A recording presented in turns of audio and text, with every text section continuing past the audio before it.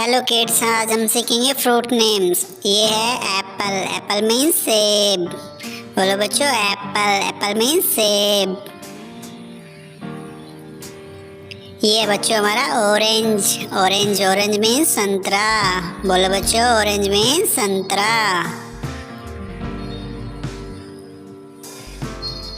ये हमारा बच्चों बनाना। क्या बच्चों? बनाना। बनाना मीन्स केला। बोलो बच्चों, बनाना मीन्स केला। ये हमारा बच्चों वाटरमेलन। वाटरमेलन माने तरबूज। बोलो बच्चों, वाटरमेलन माने तरबूज।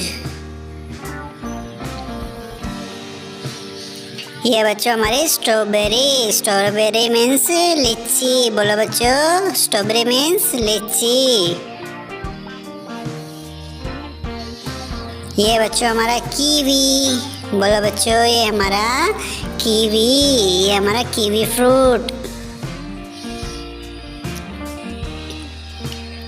ये बच्चों हमारा मैंगो। मैंगो मीन्स आम। बोलो बच्चों, मैंगो मीन्स आम।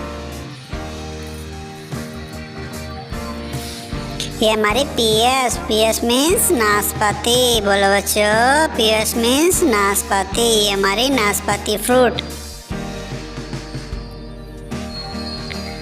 अगला बच्चों हमारा ग्रेप्स। बोलो बच्चों, ग्रेप्स। ग्रेप्स मीन्स अंगूर। ये हमारा अंगूर।